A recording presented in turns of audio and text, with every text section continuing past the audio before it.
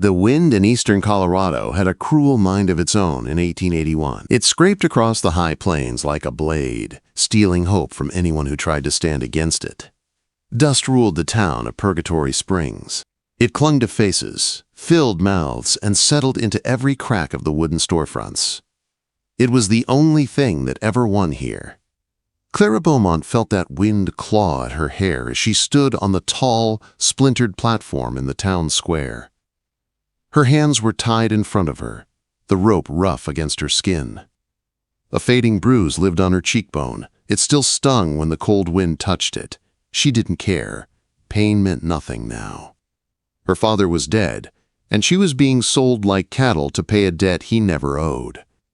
Men gathered below the platform, farmers with empty pockets, miners smelling of sulfur, drunken cowboys laughing too loud. They stared at her like she was a thing, not a person. Sheriff Hayes stood beside her, reading out her value as if he were selling a horse. Miss Clara Beaumont, 22 years, healthy, proper raised. He called out, "Bidding starts at $20. The crowd laughed. Some of them shouted things that made her stomach twist. She stared straight ahead, fixing her eyes on the dry goods store across the square. She would not cry. She would turn herself into stone if she had to. Elias Finch watched from the shade of the saloon porch, owner of half the town and the man who had forged the papers that claimed her father owed him money. He planned everything. He wanted her broken before he married her. He wanted her humiliated, and today the whole town helped him do it. The bidding stalled at $30. No one else had the money or the interest. Then a sound cut through the wind. A slow, limping step. A man stepped out from an alley and into the harsh sunlight. The crowd shifted. Some people whispered his name like he was an omen. Thomas Greaves.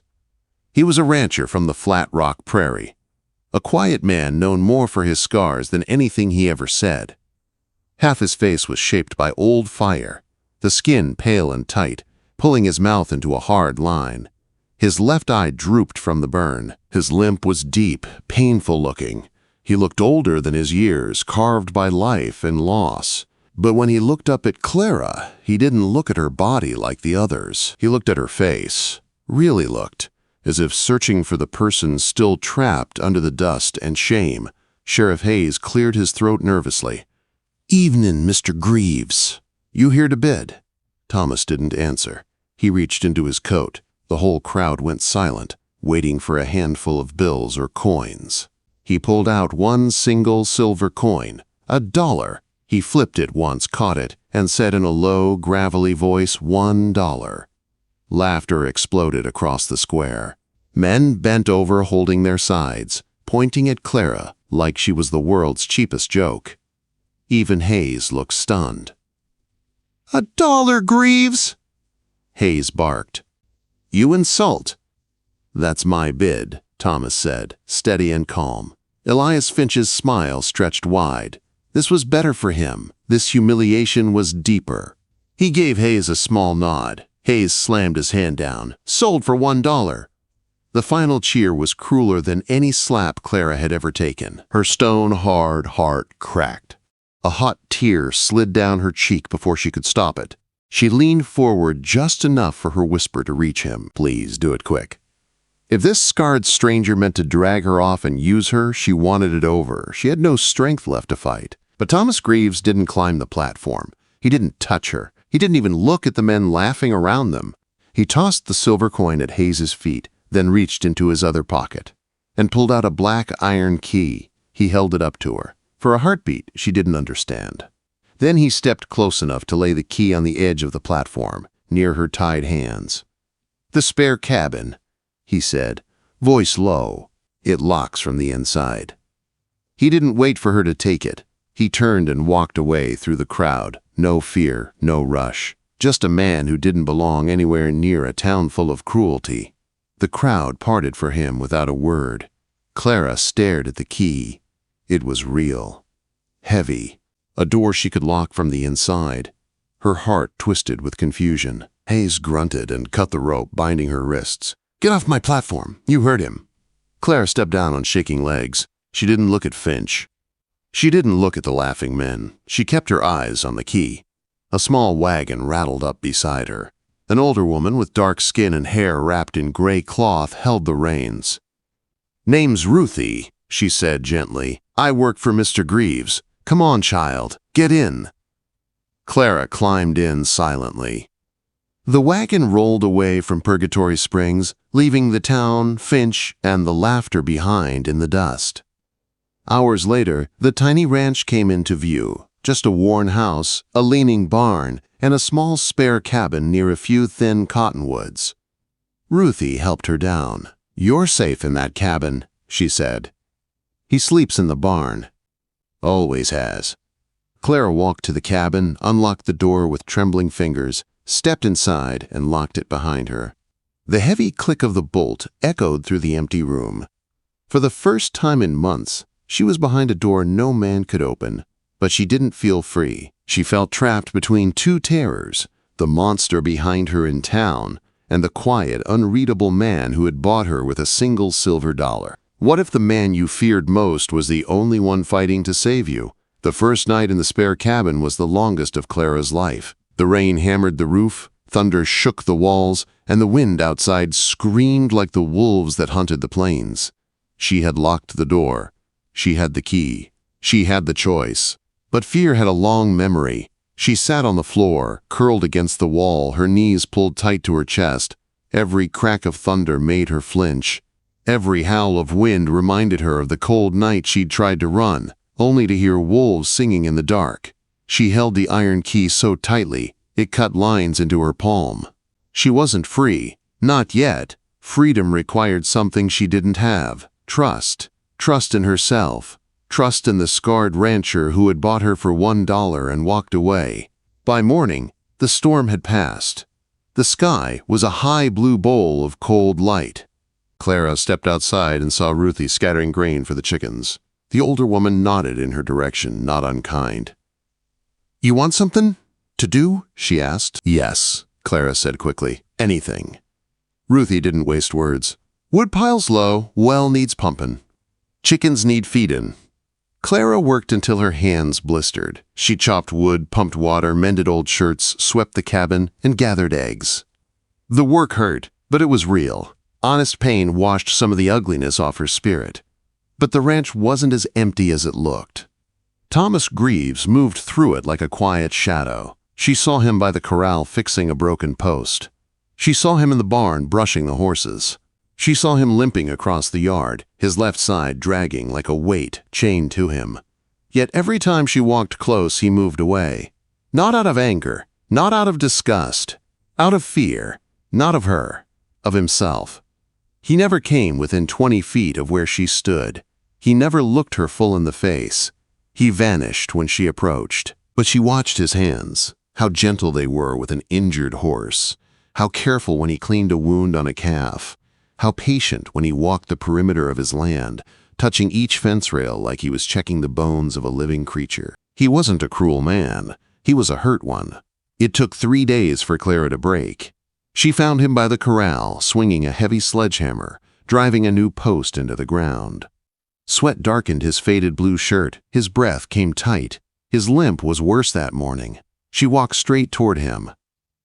"Mr. Greaves," she said. He paused but didn't turn. "I need to ask you something." "Nothing." "Why?" Her voice trembled. "Why did you buy me? Why give me the key? Why keep your distance? Why bring me here at all?" He kept his eyes on the post. The hammer rested in his scarred hand. For a long time, she thought he would stay silent. Then, in a low, rough voice, he said, "It was to stop it." She blinked. "Stop what?" His jaw tightened. "What they were going to do to you." That was all he said. He lifted the hammer and slammed it down, ending the conversation. But inside Clara, something shifted. That one sentence told her everything she needed to know. That night, Ruthie sent her into the main house cellar for a jar of peaches. On her way out, Clara noticed the photograph on the mantel. A young man in a Union uniform. A smiling woman beside him. Both faces bright with hope. The top corner of the photograph was melted and blackened by fire. "That was Samuel," Ruthie said from the kitchen doorway. And his wife, Helen. Clara turned. "Tell me." Ruthie did. She told Clara about the deserters who raided homesteads, about the house they burned, about Samuel fighting to save his wife, about Thomas arriving too late, about him running into the flames, about the beam that fell, about the scars that stayed, about the guilt that never left. "He thinks he failed them," Ruthie murmured. "He thinks he should have died with them." Clara stared at the burnt photograph, her breath caught in her throat. Thomas had lost his brother, his sister-in-law, his home, his voice, half his face, his faith in himself. No wonder he slept in the barn. No wonder he avoided fire. No wonder he kept everyone away. He wasn't just scarred. He was carrying something too heavy for one man to bear. The next day, Clara told Ruthie her own story about her father's death, the forged debts, the lies, the murder. She didn't know Thomas had returned early. She didn't hear him standing in the dark of the barn doorway, listening. When she finished, her tears hot on her cheeks, she saw him. His face pale, his scars stark, his eyes hollow. He heard everything. He disappeared into the barn without a word. Clara felt like her own heart had been scraped raw. She had exposed herself. She had given him more weight to carry. She had hurt him without meaning to. That night, when she returned to her cabin, something lay on the porch. A heavy Navy Colt revolver and a leather pouch filled with coins, more money than she had ever seen. Thomas stood by the barn, just a shadow. "You can run or stay," he rasped. "Your choice." He went inside. The barn door shut behind him. Clara stared at the gun in her hand, at the money in the pouch. He hadn't bought her. He had freed her. But freedom was cold comfort on a prairie full of wolves. So she sat all night by her window, thinking of her father, of Samuel, of Helen, of Thomas running into fire, trying to save people he loved. When dawn came, she made her choice. She set the pouch of coins on her porch. She left the gun inside. She picked up the 2 empty water buckets and walked past the barn like she had always belonged on this ranch. Thomas did not look at her, but she knew he'd seen. 2 days later, he handed her the Colt revolver. "You stay," he said simply. "You learn to use it." He taught her how to shoot in a dry arroyo far from the house. Her hands shook. She missed every shot at first. The recoil nearly knocked her over. "Again," he said. She hit the can on her 7th try. He nodded once. Then he taught her to saddle a horse, to ride astride, to rope stubborn cattle, to mend fences, to read the sky. He did not talk much, but he stayed close now, near enough that she felt his presence like a warm shadow. He was not breaking her, he was building her, piece by piece. And piece by piece, she began to see the man underneath the scars. A man who still carried fire inside him, but had never once let it touch her. What if the only man who ever protected you now needed you to save him? The change between Clara and Thomas didn't happen loudly. It wasn't fast. It was careful, like 2 people rebuilding a house after a fire.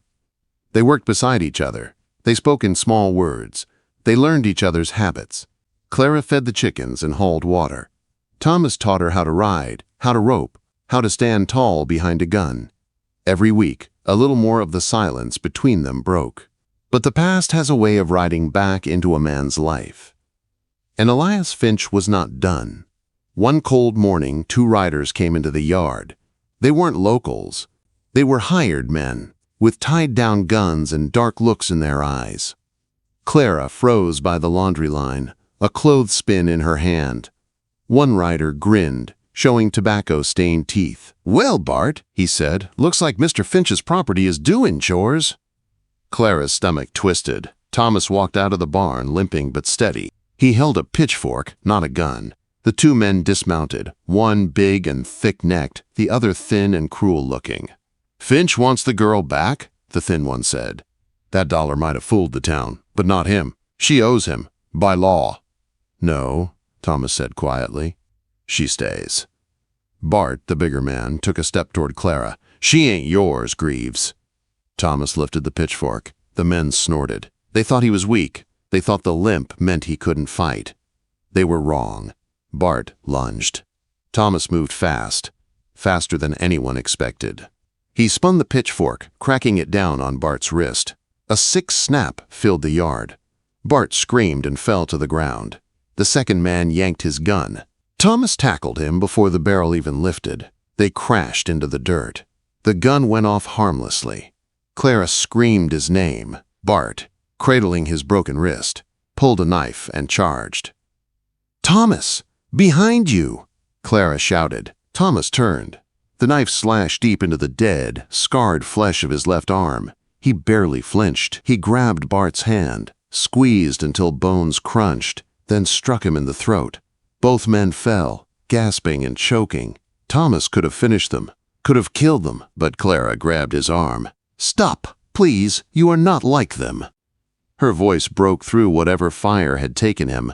He froze, shaking with leftover rage. He dropped the shovel he had lifted over Bart's head. He let them live. "Get up," he rasped at the thin man. "Take him to Finch. Tell him this land is mine. Tell him the girl is not his. Tell him I know what he did to her father." The men scrambled onto their horses and fled. Clara reached for Thomas, tears burning her eyes. "You are hurt," she whispered.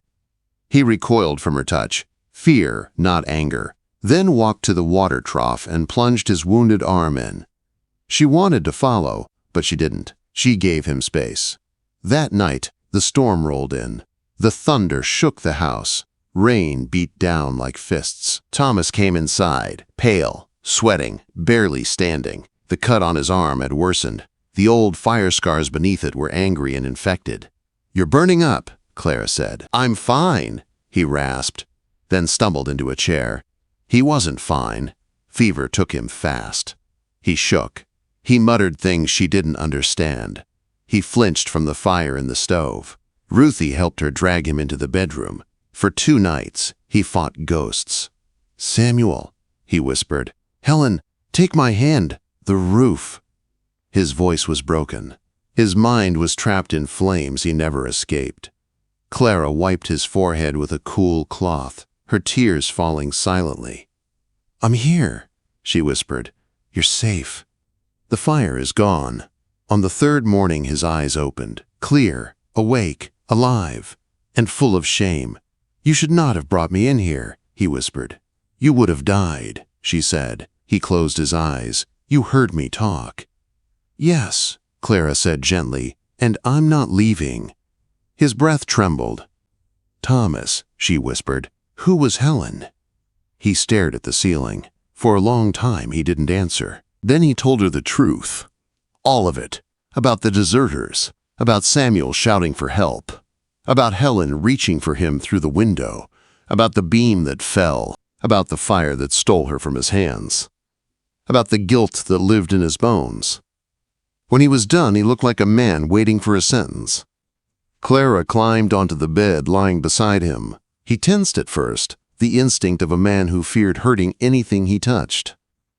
"Thomas," she whispered, her face inches from his, "you did not fail them." Her voice shook. "You saved me." For the first time in years, something broke inside him that was not pain. It was hope. He lifted his hand, his good hand, and touched her cheek. Slowly, carefully, as if she might shatter. "Clara," he whispered. She didn't move away. He kissed her. Soft, trembling. Like a question, she answered by pulling him close. That night, 2 broken souls held each other like shelter from the storm. The peace didn't last. A week later, while Clara fed the chickens and Thomas mended a corral rail, riders appeared again. Many more this time. Sheriff Hayes, deputies, and Elias Finch himself. Finch's smile was cold. "Thomas Graves," he called, "you are under arrest for kidnapping and theft of property." "Clara is not your property," Thomas said. Finch laughed. "She was sold, signed over, and you stole her." Hayes unrolled a fake document. "Wardship contract." Her father gave her to Finch before he passed. "That's a lie," Clara shouted, but Hayes only smirked. Women sold for debt don't get to speak. Two deputies grabbed Thomas. He fought, swinging a fence rail like a club, but he was weak from illness. They struck him down, beating him until he could barely breathe. Clara tried to reach him, but Finch grabbed her, pinning her arms. "You see?" Finch hissed. "You belong to me." Ruthie suddenly grabbed Clara's wrist. "Child, you can't fight this, but you can finish it."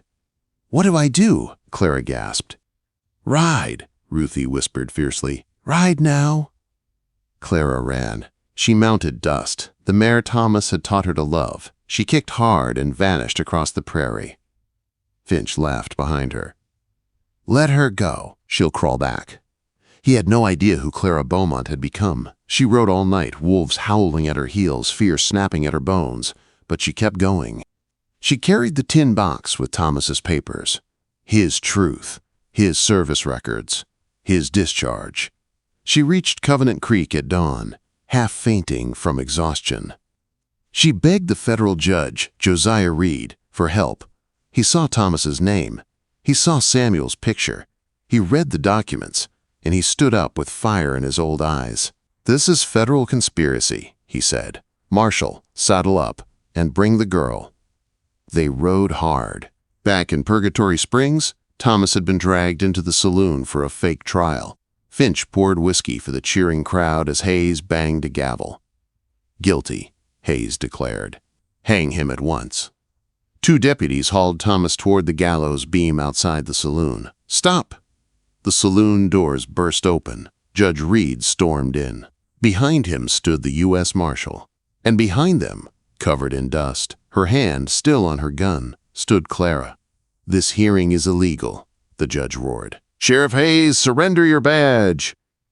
Hayes froze. Finch's lips curled. "He reached for his gun," Clara gasped. Thomas moved. He grabbed a hot branding iron from the fire. The heat didn't scare his scarred hand. It barely even hurt him. He lunged between Finch and Clara. The gunshot cracked. The bullet missed. Thomas slammed the glowing iron into Finch's gun hand. Finch screamed as flesh burned. He dropped the weapon, collapsing to the floor. Hayes surrendered instantly. It was over. Clara ran to Thomas and fell to her knees. His face was pale. He was shaking, weak, bleeding, but alive. She held his face in her hands. "No more running," she whispered. His good eyes softened, full of something he hadn't felt in years. Peace. The seasons passed. The ranch healed with them. Finch and Hayes were shipped to Denver for trial. Thomas moved into the house. The bed that once held ghosts now held warmth. Clara stayed by his side. Together they worked the land, cared for the animals, and helped women fleeing cruel contracts. Ruthie stayed too, running the kitchen like a general. People whispered the ranch was a safe place, where no man owned a woman, and no woman had to fear the night. One evening, Clara stood outside under the stars. Thomas stepped beside her. "It is not empty," he rasped, looking at the wide prairie. "It is waiting." She took his hand and guided it gently to her belly. His breath broke. His hand trembled. "You ready?" she whispered. "For one more reason to live?" He pulled her into his arms, holding her as if she was the whole world. For the first time, the prairie wind carried something other than dust. It carried hope.